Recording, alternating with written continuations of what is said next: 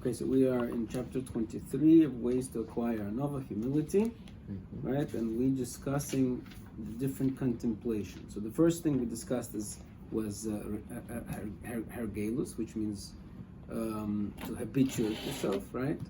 And now we're discussing internalizing certain ideas, right? So the first internalization came from Kav ben Mahalalel, which was seeing perspective, a bigger perspective, right? A bigger perspective of how and how much of a nothing a person is next to that bigger perspective. Okay, now we're going to the second contemplation. Okay, so in other words, anova requires a change of perspective, and that happens through different kind of historians, different inspiration. Okay, so hasheni hu inyan chiluf tolos hazman. So that's where we are to. Yeah, the second inspiration, which is, I don't know if you can call it inspiration for anova. It's more like, what's the word? De-inspiration. Or they have a name for that. They have a phraseology for that. Demotivator, yeah. It's demotivation. Right? Hasheni hu inyan chiluf toldos hazman. So the second contemplation is realizing the ever-changing nature of time. The ever-changing nature of time. V'rov muroisehem, and the many variations. Tmura doesn't really mean variation. Tmura is more like exchange, right? So, ki ha'osher kal liyoisoni. For a wealthy person, is easy to become a poor person. Okay, I was just told that there's a certain person that I closely am aware of was at one point was a billionaire and not close to it, a millionaire, and now works at a gas station or something along those lines. Okay, so a wealthy person is easy to become a poor person. V'hamoishol le'eved, and a ruler can become a slave. V'hamechubod, and the honored person le'nikle. Okay, so in other words, it's easy to, what's the word, while you're riding on your high horse, it's easy to say, oh, look at me, and then 5 minutes later, you're off the horse and it looks ridiculous, right?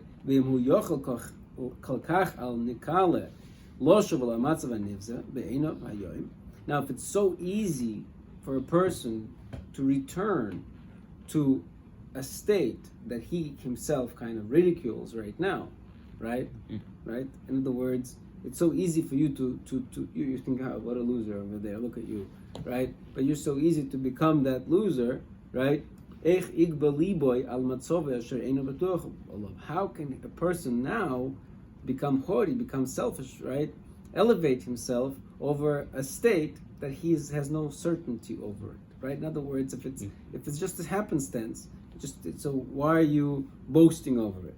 Kama minei chaloim, right? In other words, right? So if it's only temporary, then it's not really yours, right? If it's only temporary, it's potentially temporary. Hopefully, it's not temporary. But if it's potentially temporary, it's not really yours. Kama minei chaloim yicholim chas v'sholom avoy lo'odam. How many illnesses, diseases can come upon a person? She'yitztorech b'moy piv lehischanei. That would necessitate with his mouth to beg for mercy, so for somebody to help him out, and to help him out in order to lighten his burden, right? In other words, you're so tough and mighty now, something could happen to you like a disease, and you're going to be begging for people for help, right? Kamot tzores, how many troubles, chas v'sholom, right? How many terrible things, that will require him to go and seek out the faces of many people, asher moas lepamim loses lehem sholom, that he himself wouldn't give the time of day to give him even a shalom, to give him a hello, right? So today he doesn't even want to talk to these people. Tomorrow he needs their assistance, right? Those people should be his saviors. Udvarim ein eila, and these type of things, anachnu roim beinenu, we see with our own eyes, dvar yoim b'yoimoy, right? Again, it's the visual, right? The important here is that this is something that we can easily relate to because we can witness it with our own eyes, right? Kidaihem lehosrim leiv ha'odam gaivosoi. So they should be enough to remove from a person's heart his gaiva, ulehalbishoi anova, and to don, right? I mean to put on anova v'shiflos, right? It's an interesting expression. This expression lahalbish anova, right? It's something like a garment that you wear. Anova is initially kind of an external thing that you got to put on. Okay, ukishi is boinin oid ha'odam. So again, so that's second. So the first is kind of perspective, right? In larger perspective, look what you are in comparison to God, right? Or to other beings that are greater than you. Second perspective is realize that you might be high and mighty now, you might be nothing tomorrow. Now we have a third perspective, which he doesn't call it the third perspective. He just says, the fun of his barak, when a person further contemplates on the obligation that he has before God, and how much he kind of is lacking in it, right? And how much he kind of relaxes in it. Certainly that he will be embarrassed and not elevate himself, right? Again, he will be embarrassed, and he will not raise his heart. So this is a third contemplation. The third contemplation is realizing how many shortcomings we have, right? How many shortcomings next to in our avodas Hashem. So those shortcomings will remind us to ground us.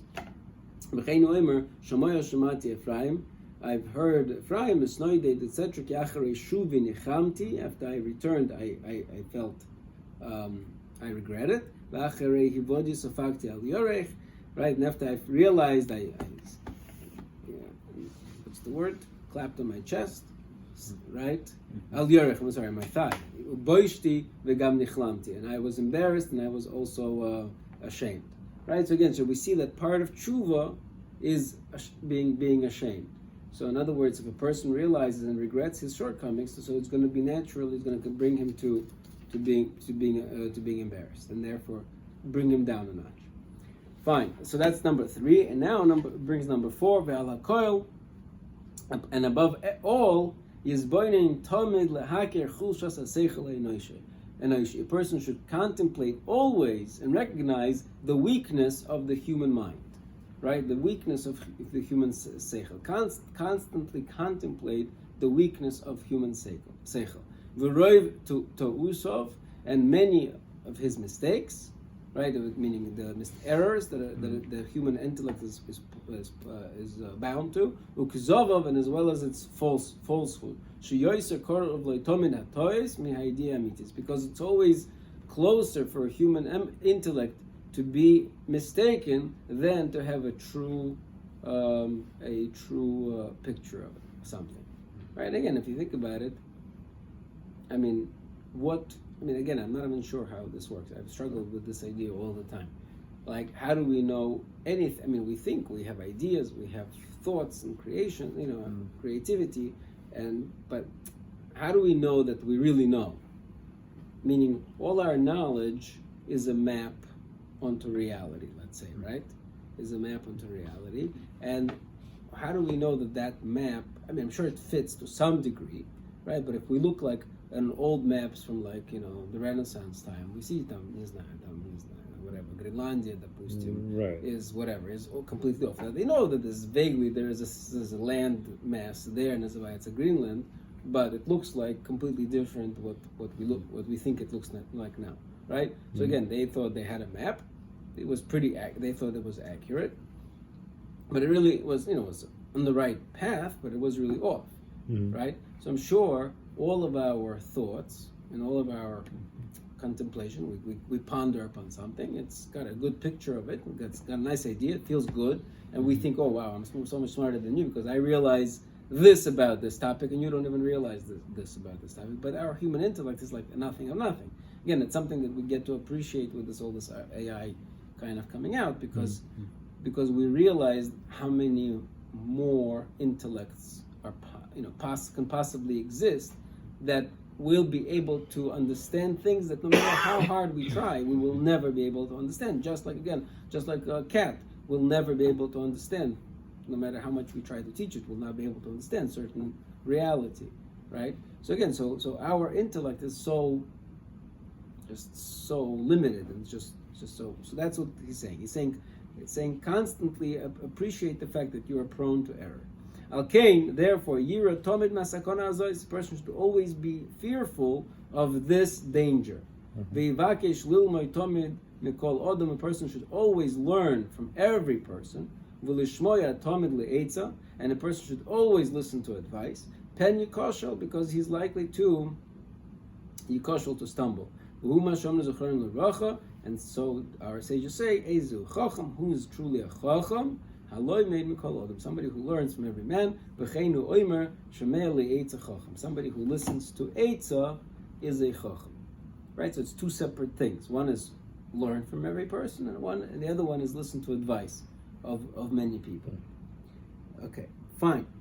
So these are the contemplations that help you internalize an Nova. Again, how many contemplations are there?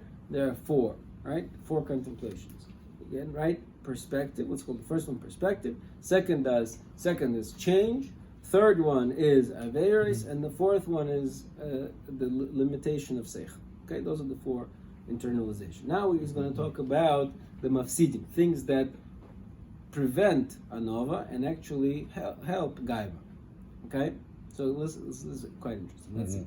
Ach mafsidei hamida hazois, those that detract from this mida, who haribui v'hasviya b'toivos ha'olam hazeh, is the abundance and the satisfaction, the satiation of the toivos of olam hazeh, of the good things of olam hazeh. Okay, again, let's just internalize this one for a sec. Okay, so gaiva comes from abundance of satisfaction. Okay, abundance of satisfaction. Okay, do we agree with this? Do you understand why? Why is it? Why is it? I mean, does that mean a person should be poor? A wealthy person is guaranteed to be a balgaiva? What is that? What does he mean? Let's see. And then we have scriptural proof. What does the scripture say? Pen toichel v'savat, you may eat and then you will be satiated. V'rom levavcha, and your heart will rise, right? And it will say, koichi v'oitzim yodi, my strength and my power, right, brought me this chayal hazeh, this wealth, right? So what's going on, right? If we look back, again, just reminding us, right? He did say in the very beginning, right, in the first chapter of Chovas Odom Ba'olomai, do you remember that part? He says, right? So he said, "Vine." This is on page 27 by us in this book. This is, I don't know, it's almost like the third paragraph or something like that. V'hine somay HaKadosh Baruch Hu lo'odom b'mokim. A person, Hashem put a person into such a place, shirabim boy hamarchikim ha'isem mimenu yisbarach, that there are many things that distance a person from Hashem. V'hem hatayvos hachomres, these are various physical desires. And I'm skipping now a line or two. Ki kol inyonei ha'olam, for all parts of the world, aspects of the world, bein toiv, bein lumutav, whether they are good or not good. Hinehem nisyonis lodom, they are challenges, nisyonis, tests for a person. Ha'oini mitzad echad, poverty from one side, v'ha'oisher mitzad echad, and wealth from a different perspective. Ki inyan shomer Shlomo, like Shlomo HaMelech says, pen esba, perhaps I will be satiated, v'chichashti, and I will, what's the word? Reject, deny. Okay. And I will deny v'amarti, and I will say, Mi Hashem, who is Hashem? Right? On the other hand, pen yivarish, or what would be terrible if I would become too poor, v'ganafti, and then I will be forced to steal. right? So poverty brings to jealousy, to stealing, to all those things, and wealth brings to satiation. Again, it's very interesting, right? In both places, the focus is not really on wealth. The focus is on pentoichal v'savota. You will eat and you will be satiated, and then you will raise your heart. Right over here, from pen esba, you will be satiated, b'chichashti, and you will reject God. Right, and we know that gaiva and rejecting God, or denying God, is go hand in hand. Right, because it's either me or God. Right, it's always like that. Right, so, but it's not specifically meaning the art scroll over here says it is human nature that as soon as someone is successful in his endeavors, he forgets to attribute that success to Hashem, and instead says, "My strength and the might of my hand made me all this wealth." Okay, and he brings this from Matnas Chelko. I'm not sure what the word. So right. So in other words, the art scroll is explaining that what does Ramchal mean when he says that the main detractor, not the main, the detractor of the detractor from anova is satiation or abundance and satiation. They say because if you have wealth, you will attribute it will be a success, and therefore it will be success. You will attribute it to yourself and not to God. And I don't think that's the pshat. I would like to suggest a different pshat. I think he's focusing again on satiation. Similar, but it's a little different.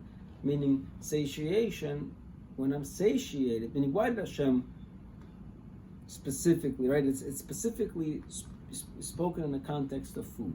Why did Hashem give us the need to have food? Because food is dependence, right? When we are dependent, we need food, so we ask for food. When we have food, we satiated, then we say, I appreciate that my satiation came from God, and so I do bench it, right? So in other words, Hakaras HaToiv is if you, meaning it's a test, meaning if you have satiation, you lose your dependence, right? And therefore you forget that you are dependent on Hashem and that everything comes from Hashem, and you lose your anova. Once you gain it, what you're supposed to do is not that you're supposed to use, when you get your satiation, right, you're supposed to then say, okay, thank you Hashem, I appreciate it, and understand now it comes from you. But having it is a test that you may forget that it comes from HaKadosh Baruch Hu, because again, not so much because it's koichi v'oitzim yadi, but because by nature, by definition, satiation, you forget that you're missing something, right? This is the problem of the modern generation, I think, is that we are rarely lacking, right? We have much, at least relatively, we are much more, everything is at a click of a button. We are, it's easy to what's the word? It's easy to get what we need, and therefore there's no lack. There's no sense of there's lack. no need to ask. Right. There's no sense of lack, and so therefore there's no sense of dependence, and there's no sense of humility. There's always just satiation. Satiation gives us a sense of independence. Okay. So that's what I'm saying. So it's not the wealth, right? It's not the wealth that's the problem. It is the how we, what's the word? It is the satiation that we get from wealth that gives us a sense of independence. If we are appreciating, now meaning a wealthy person could have a lot of, what's the word, dependence, right? If I have a business and I'm very, very wealthy, but in every step of the way I realize, wow, I could just lose, my business can crash, and every step of the way I understand that it all comes from Hashem, and I'm constantly asking Hashem, help, right? So I can have a very good and close relationship with God even through wealth, but it's the satiation that wealth enables. That's the thing that I think creates the problem, right? Okay, fine. So then he continues. Al-Kain, therefore, motzu lahem hachasidim. So therefore, Hasidim find for them toiv, good liyos odam me'anin nafsho lefamim, that a person should afflict his nefesh, his soul, on occasion. Okay, to afflict his soul on occasion. Why? L'man hashpil yetzer agaiva. In order to lower the yetzer of the gaiva. Asher inenum is gaber, because which doesn't become stronger, ela mitoch haribu, but from abundance. V'kinyan shomru zechrem l'bracha ein ari noihem. The lion does not roar mekupa shel teven, mitoch kupa shel teven, from a what's the word, like a basket of teven, of straw, ela mitoch kupa shel bosa, but rather from a basket of meat. Mm-hmm. Right. So again, let's just go again. Let's remind ourselves. Right. So now we're talking about, if you remember, again, rewind to like the beginning with the Hagdama, where of Ramchal, where Ramchal was talking what's going on in the world. Nobody's learning about Avodas Hashem, how to properly do Avodas Hashem, right?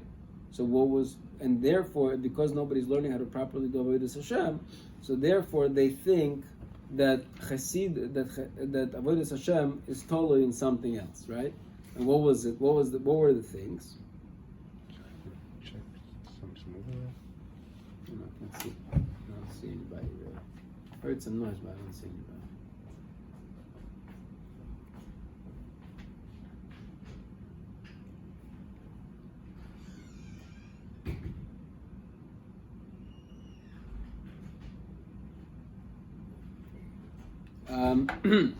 Right, so if you remember,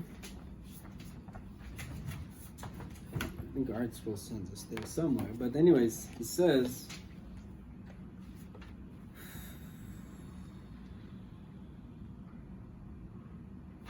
I forgot where it is.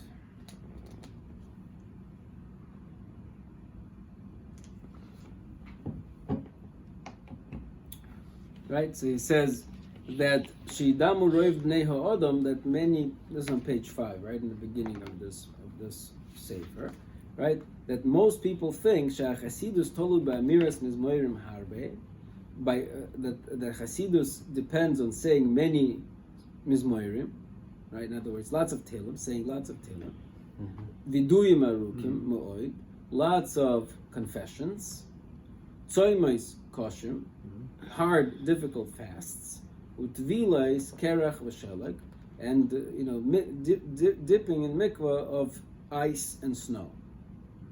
Right? Kulam dvorim asher eina seichel noch b'hem. These are things that he says that the seichel does not rest on, meaning is not comfortable with. Veina das sheketa, and the das is not satisfied. It is not. Whatever. Okay. So in other words, these are. So he seems to be very against these things, right? So now he tells us, listen, if you want to be an onav, right? It's good on occasionally to afflict yourself. What? Is he talking about that kind of affliction? Yeah, I think so. I mean, I don't know. He doesn't specify, but affliction means. Maybe. Certainly means fasting, right? So at the very least, fasting. I mean, we know that plenty of tzaddikim fasted plenty of fasts, right? Some tzaddikim used to fast the whole weekdays, and only eat at night, So it's not like fasting is so far, right? So it's basically what he seems to be saying is that, he says later, if we go to Prishus, I think it was in Prishus. I don't remember where it was already.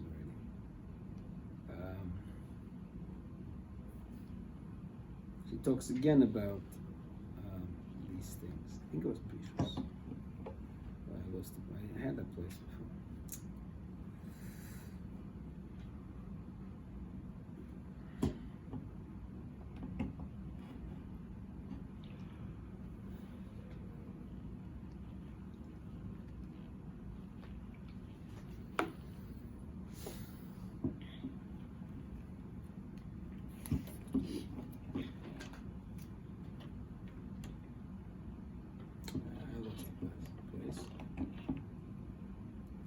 It says something about the tshuva. It says things that are. Okay, I lost the place. But in any case, so did they send this over here?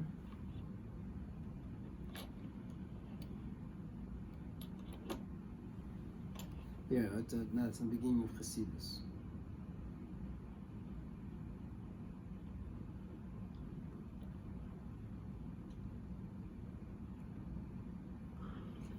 Right, so let me just read the note from the article, right? The article is in the author's introduction and in the beginning of chapter 18. Chapter 18 is what?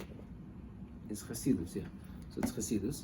Ramchal laments the fact that some of the outer trappings of Chassidus piety are often misunderstood and misused, and have become confused with the real essence of Chassidus. Among the practices he mentions there is undertaking of extreme fasts. Here, Ramchal explains the actual source for this practice and its proper place within true Chassidus. Fasts, when performed occasionally and with forethought, can be a tool to combat an inclination toward haughtiness. Since arrogance thrives amid satiety, a chassid may deprive himself of physical comforts so as to weaken this dangerous trait, and although it should not be done to excess. It should be noted this practice is not identical with prishus. Right, with regard to prishus, one seeks to decrease his attachment to this world and its pleasures on a permanent basis. The practice of fasts or deprivation, by contrast, is undertaken on occasionally and with the specific goal of combating one's inclination towards pride. Okay? Okay. So that makes sense. Right. So in other words, so the problem that he says with it doesn't fit the seichel, the problem is that people lack, what's the word? When you lack proper perspective on something, and you again, it's going back to this map question, right? When it's in the wrong shelf, it's in the wrong place in the map, then it's not good, right?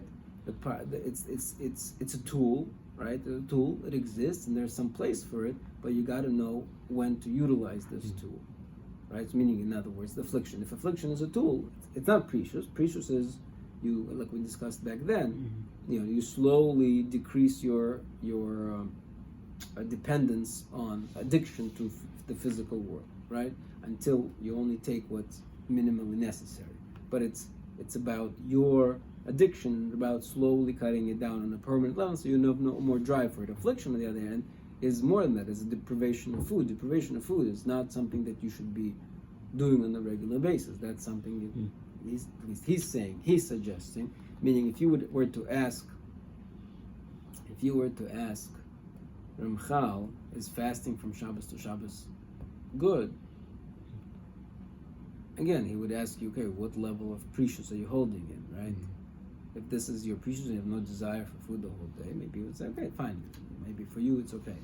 But if you say, no, I'm doing it to, what's the word? To afflict myself, to combat my gaiva, he would tell you, no, it's too much, right? That's what it seems.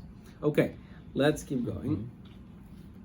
Fine. So that's the first. That's the first mafsid. The first mafsid is satiety. Now the hinei b'roish kol hamafsidim.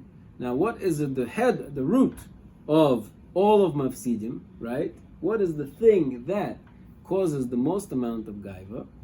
Hu hasichlus. It is foolishness. Umiyat hadeya ha'amitis. And the limit, the deficiency, there you go, the deficiency of true knowledge, true understanding. Okay? And, right, kitire, because you will see, again, a beautiful observation, she'ena gaiva matsuya yoiser, that gaiva is most often found, ela b'mi shesochel yoiser. Sorry, the greater gaiva is found by somebody who is greatly foolish. The greater gaiva is found by somebody who's greatly foolish. Rabbi Seinu Zichron L'Rocha Amru, and our rabbis, sages said, Siman Legasas HaRuach. What's a sign for gaiva? Anius HaTorah, poverty of Torah. In other words, if you have poverty of Torah, you will have poverty of, right? V'chein Amru, Siman Lo Yoda Klum. A person, what's a sign that a person doesn't know anything? Shabuchi is praise, meaning self-praise. Again, I'm not sure why he needs all of these Memoyer Chazal. V'omru oid. Furthermore, they said istara b'legina kish kish kariya. One coin in a jar makes a lot of noise. Empty can. What is it? Empty can rattles the most. I guess something like that. Does it say? Right. And Oidomru, again, another proof is Sholuli Lonisrak. They asked trees that are without fruit, Mipnei ma koilchem nishma, why is your voice, sound heard so far? Omru halavayi kalein nishma v'nizacher. We want to be heard because that's the only way we can find recognition. Ukvar re'inu, and then furthermore we saw that Moshe shehu mufchar shebechol adam, who is the choicest of all human beings, hoya onav mikol adam. He was the most humble of amongst human beings. Now there's a very glaring problem here. Okay, that's only a chapter old. If we rewind back to chapter 22. On page, and again, in our version, it's page 442. In your version, I don't know. It's right towards the beginning. The next paragraph, almost like the third paragraph in chapter 22.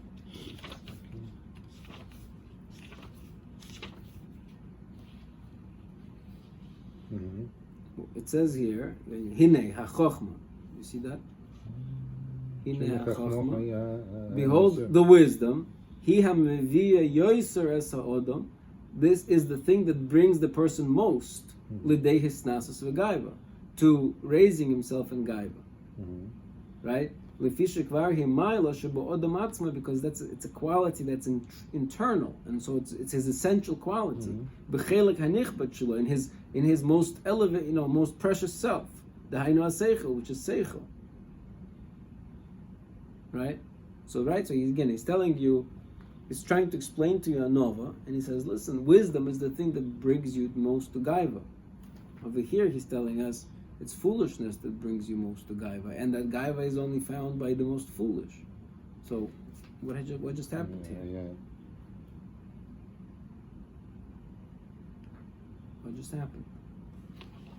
So is it? And he tells you, Moshe, he's the smartest of all people. That's why he's the humble of all people. So, but so what's the story?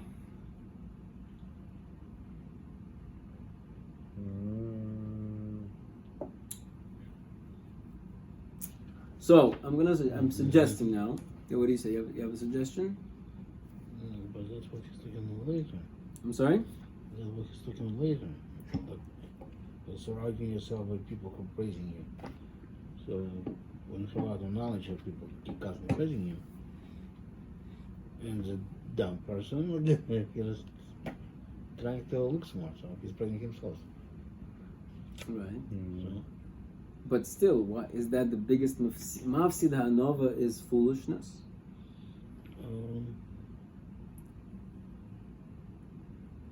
Again, so I'm going to say like this. I'm going to say that first of all, if you're talking about a mafsid ha'nova, I think it means. Okay, so meaning, I don't think sachal, even though seichel, right, and sachal are the same, but one means wisdom, smart, and the other one means fool, right? The only difference is the sin and the samach. So it's very convenient to think those two things are opposite, but they're not exactly opposite.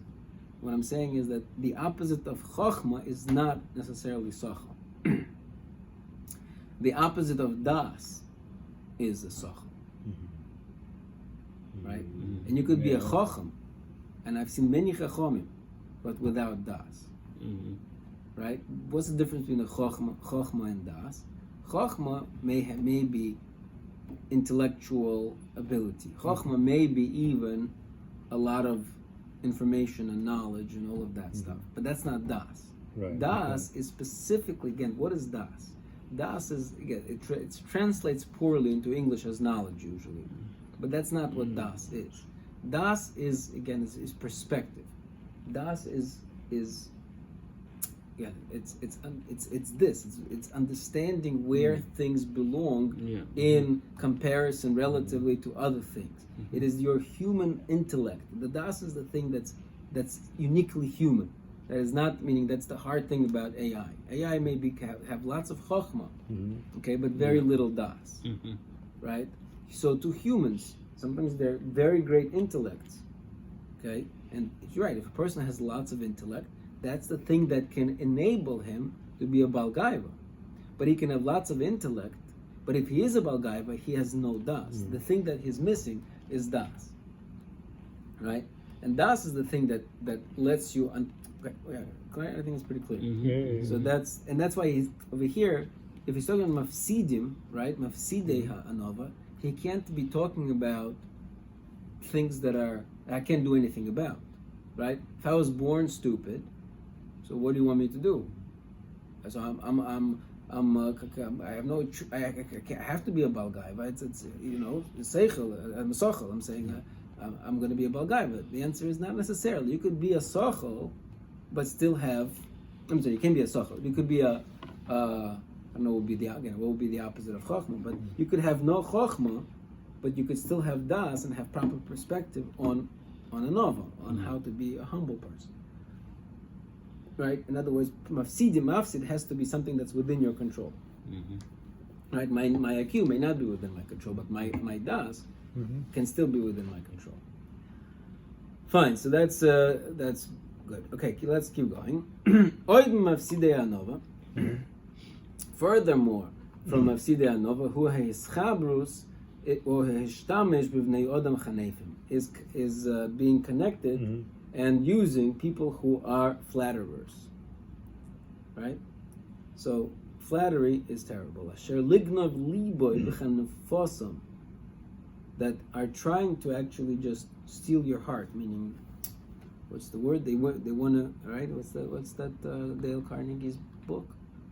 How to Win Friends, right? No. I know the name. Never. Yeah, something like that. All right, whatever. How to win friends. I think that no. Anyways, this America. It's an American classic, right? In other words, why is it How to Win Friends and Influence People? How to Win Friends and Influence People. 1936. Right? How to Win Friends is like the first of these kind of books. Right? Okay, it used to be like what's the word? A basic guide to like salesmanship. Right? Where he tells you, for example, you have to call people by their first name, and the more you repeat their first name, the more they will connect with you because people love hearing their name. All this different shtick to make a person, all right, to get the person to be right. This is what he's talking about, right? So, I mean, again, so all of American society is built on this, on how to get you to feel good about yourself, okay, right? So in order to then manipulate you. But in any case, but he's saying if you want to be an onav, you gotta avoid these people that are out to flatter you. Right? Asher lignav liboy b'chanufosim l'man yitav lehem, because they're really just flattering you for their own sake. Yishabchu v'yirmu, that's why they're praising you and raising you. Behagdil mashiyesh boy min hamaylas ad hatachlis, because what they do is they're trying to exaggerate, right, some of the virtues that he has, but to the extreme. Right? And then they add to things that person does not have. Right? So, right? Meaning, good flattery is not like coming to me and say, "Wow, I heard you're such an amazing basketball player," because that's ridiculous. That doesn't work. Right? But if you tell a person who's trying to do some music, and you tell them, "Wow, you really have talent in this. You're a musical genius," then it's like, somebody recognizes me for what I really am. Okay? So, and then they ascribe things that the person doesn't have.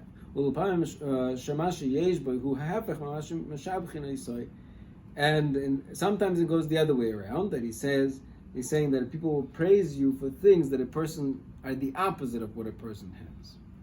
So I don't know how that works. What does it mean? How do you kind of praise a person for the opposite that he has? I don't know. He's so smart. Yeah, but if it's the opposite, then, like I said, He's stupid. You tell him, no, you're a genius. How does it bite? I'm not sure. V'nei soif das ha'odam kala. And in the end, a person's mind is light. V'tivoy cholosh u'mispata. And his nature is weak and easily seduced. Kol shekein b'dover she'ilov hu noita b'teva. Especially with something that he generally has a natural inclination to. Meaning I have a general inclination to elevate myself. So anything that will help me, I will, likely to believe. Al kein b'shamoy as advarim ha'ele yoytz me'pishu hu ma'amin loy yikon suboy. So therefore, as soon as a person hears something good coming, some praise that's coming from a person that he actually respects and trusts, then yikon suboy, these words will enter the person's heart, ki eres ve'eches, right? It's like a poison and venom. V'nimna noifel b'reshes ha'gaiva v'nishbar. He will then succumb to the trap of gaiva, of hubris, and he will eventually be broken. Okay? And now he's just going to bring some illustrations to this. Harei lono Yoash, the story of Yoash, asher heitiv lasos kol yomov, hirohu Yehoyada HaKohen Rabbi. It says about him that he did what the right thing is during the entire time that Yehoyada, the Kohen was there. He's ready. Meaning, whenever the Yehoyada Kohen was there, then he listened. Acharei Mois, but after the death of Yehoyada, the servants came and they began to flatter him and exaggerate his praises. Until to the point they deified him. So then the king took heed of them. And he allowed himself basically to be deified, and so as a result, Avodah Zarah flourished in Eretz Yisrael. And there's a story here that there was an attack on the house of David, and he was hidden for 6 years. He was hidden in the Kodesh HaKadoshim, and so when he came out, he was like perceived as this superhuman. And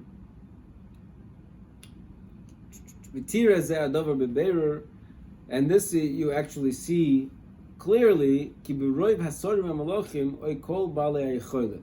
You see this by people who are nobility or royalty or anybody who has wealth. They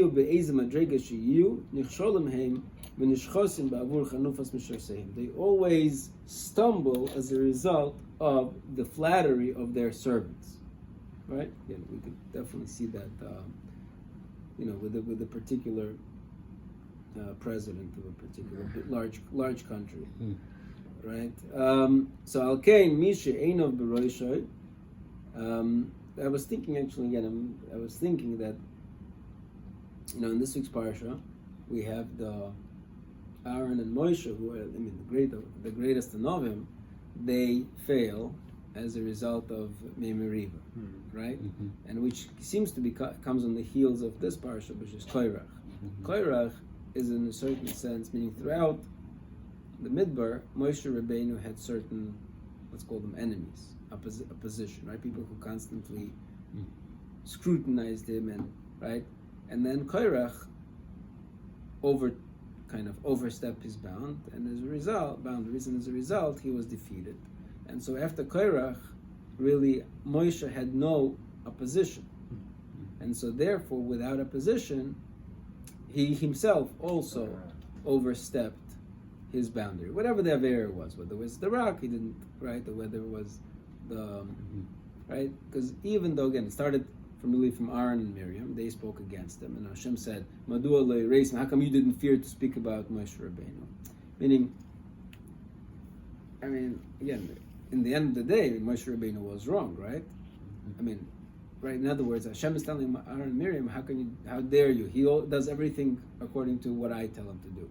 right? But Kakamas made Meriva, he didn't do everything like he told him to. So right, so it's not like like it's impossible for Moshe to err.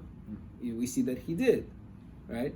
On the other hand, maybe like we discussed the other time, maybe they should have directly approached him as opposed to from speak separately. But and then Kairach, so I'm saying as his detractors are removed, Moshe Rabbeinu's position is not improved. Is what I'm saying. But it actually then opens up an opportunity for him to falter. Fine. Anyways, therefore, anybody who has eyes in his head, the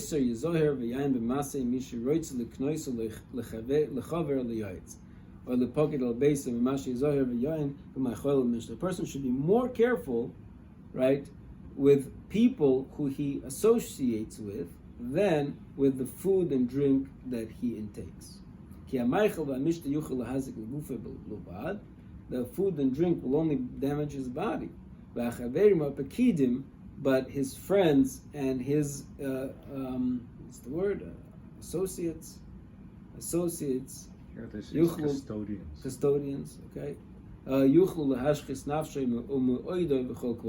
They can destroy his nefesh, his property, and his whole honor. I don't want anybody who has falsehood to live in my house. Only somebody who is pure should serve me. It's good for a person to only to seek friends who are tmimim, that will enlighten, open his eyes to his blind spots. Right? So we should look for friends that would actually, what's the word? What? Help us see what we don't see. Now they should rebuke him with their love, and they will save him from all evil. Again, it doesn't mean that we should find somebody who's criticizing us, because people generally who are criticizing us are not the people who are criticizing us because to be constructive. They're criticizing us to be destructive, right? And they're making themselves again feel bad. So they're just as bad as the flatterers, right? The flatterers are picking us up to make themselves feel good, and the critics, putting us down to make themselves feel good. So they're essentially the same. It's the friend who criticizes us because he loves us so much. That's the key. Because when a person is not able to see, because a person generally does not see his own chayva, meaning his own obligation, his own fault. The good friends will point to us, v'yavinu, will make us understand, v'yaziru, v'nishma, then he will be careful and he will protect himself. And regarding that it says, Utshua b'rev yoyetz. Again, it's a repetition that salvation is with an abundance of counsel, of advice. Okay, I guess this is a good place to stop. So we have a perfect place to stop. Right? Okay, so this was a nice chapter. I like this one. So it helps. Okay, fine. Very much.